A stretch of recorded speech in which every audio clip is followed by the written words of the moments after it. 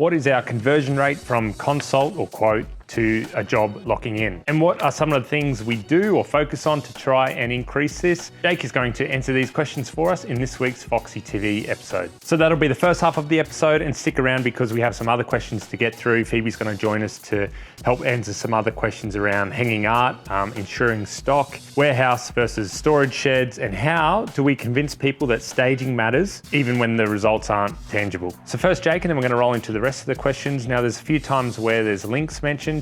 I'll put them in the description of this video. Enjoy. So we track conversion across all of the different types of quotes that we send out.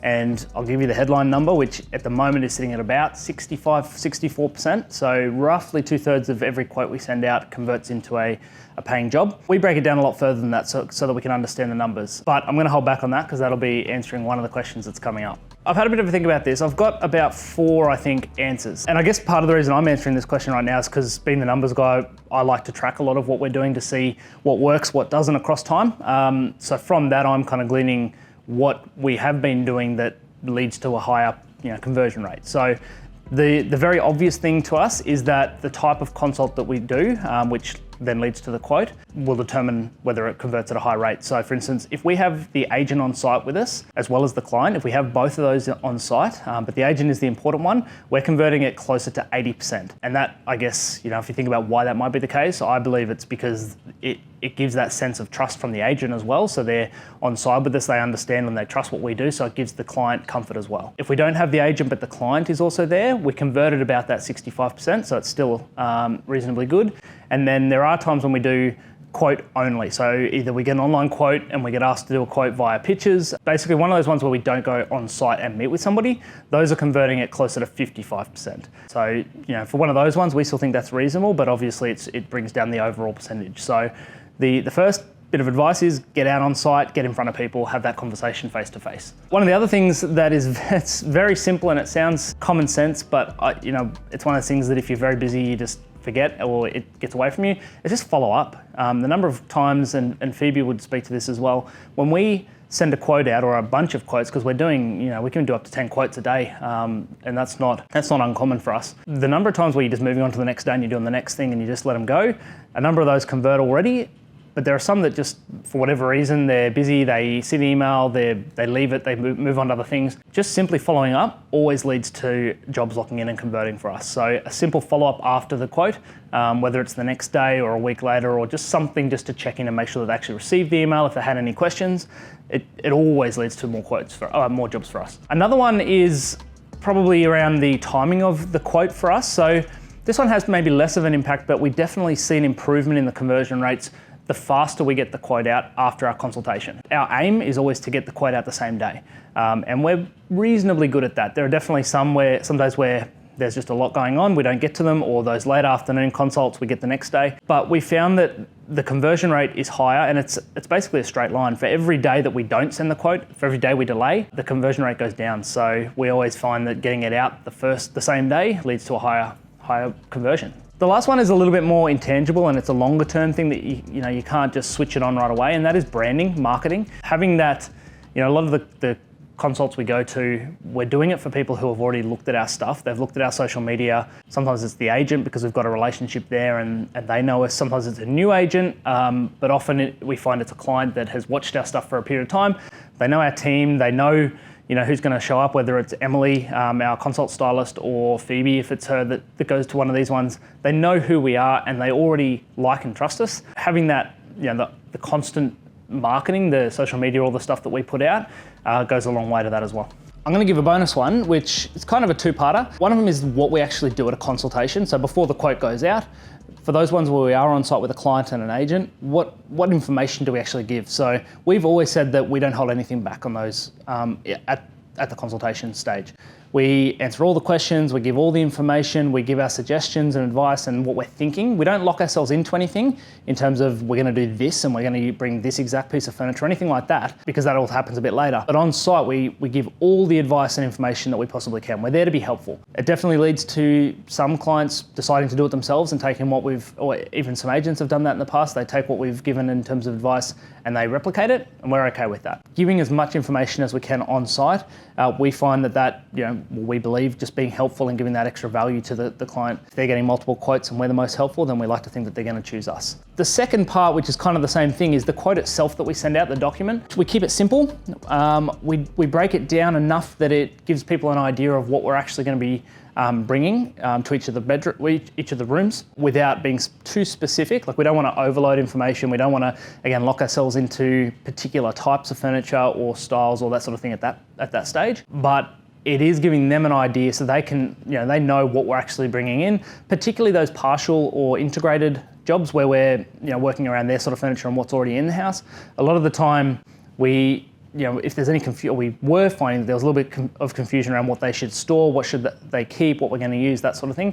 So we now break that down very easily into what we're going to use and what we want them to remove from the property before we get there, and then what we're going to bring on top to replace those things. So again, to us, that's about providing value, making it simple and easy to understand, and just making it so it's, the communication is really good before we even have that conversation around locking in and going ahead. And as we're talking, I actually have thought of another little one which I think is important, and it's one that we probably made this decision quite a while ago, which is why it's not top of mind, and it's around our pricing. We try and, we have packages for certain size houses and that sort of thing from a pricing point of view. So often, particularly with agents that we've worked for before, they will give an indication of price to the client before we even meet them or talk to them. By giving them that indication at the start, we feel like the conversion rate's better because you don't surprise people.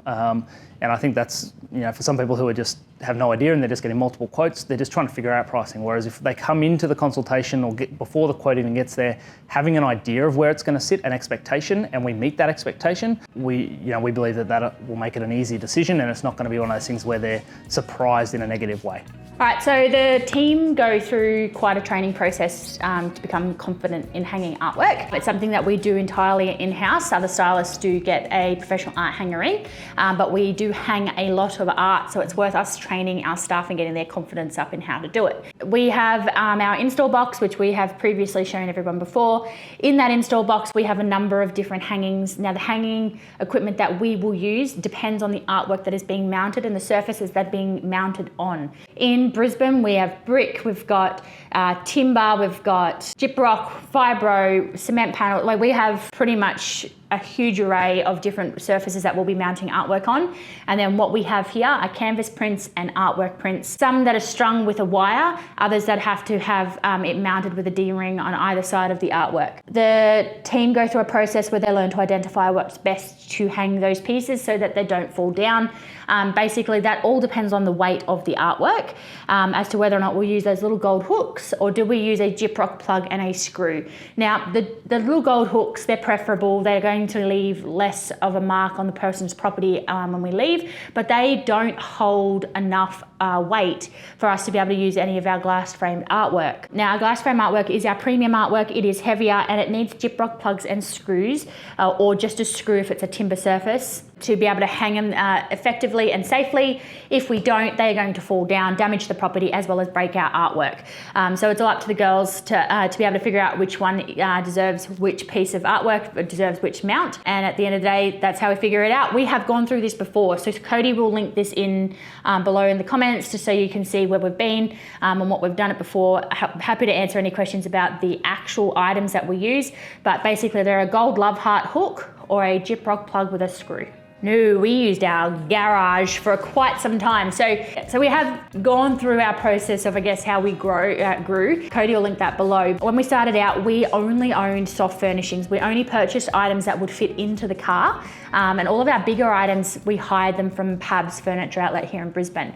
Now, that enabled me to be able to take all the soft furnishings in my car to the job, and then the truck would go and pick everything up from Pab's and then meet us on site. Now, that meant for us to be able to start, we started in our garage. The garage was very quickly overtaken, and we did not store the car in the garage for about, I would say 6 to 9 months. The offices were our spare bedroom. So Cassie came on board and she worked from our home for a period of time, which is now Alice's bedroom. But we very quickly figured out that we needed to buy the furniture items. And when we started buying furniture items, it wasn't a jump straight to a warehouse. It was a jump to a storage shed. So still all of the smaller pieces were at our in our garage, because that took the time to get selections happening. I had aircon at home. It just made it so much easier to be able to work from one spot. And then we would go to the storage shed and reposition it so that the furniture we wanted the truck to pick up was positioned at the front of the shed. We got up to a point where I think we had 8 storage sheds down at one of the storage facilities around the corner from us, at which point we were honestly just driving back one day and Cassie and I saw a warehouse and we were like, well, let's go have a look.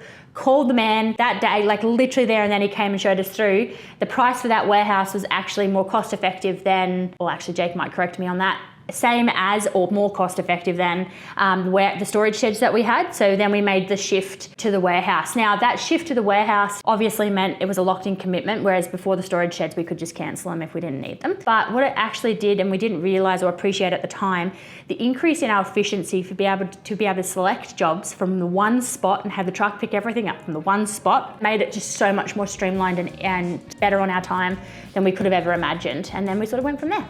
So the way that I approach that conversation, it's less of a convincing.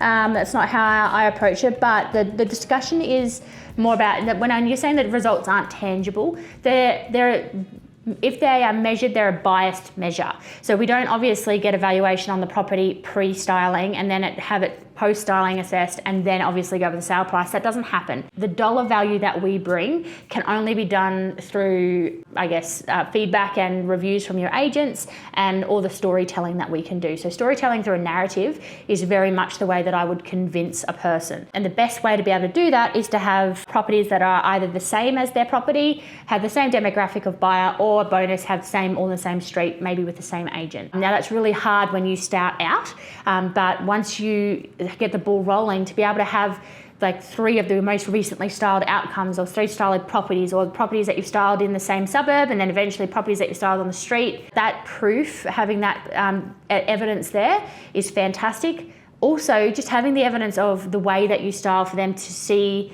that emotional value that we can bring before and afters are phenomenal and are really valuable for that convincing. To be absolutely honest, we very rarely have that conversation anymore because the agents who we have partnered with, the agents who we do a lot of work with, they have already pitched the idea of styling, and we're coming in with a client who already is across the line.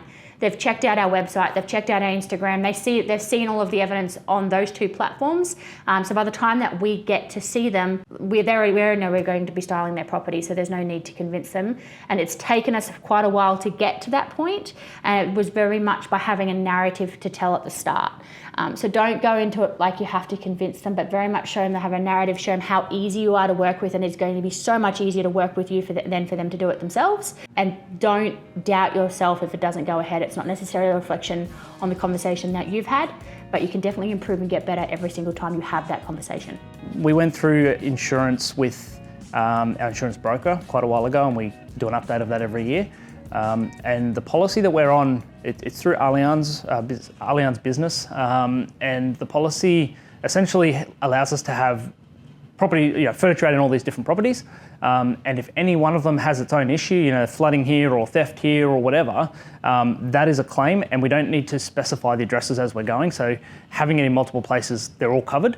The exception to that, which is something that we are still trying to figure out what the best option is, and we don't actually have a good answer yet, and this came up about a year ago, is when there is a singular event that impacts multiple properties, they can't be separate claims because it's all happening from the one event. So for instance, flooding, major flooding that could impact multiple properties could be an issue, and then it would come down to what is the level of your cover, and does it cover enough to, for the furniture that's in, say, 2 houses that both get flooded, is your policy enough to cover both?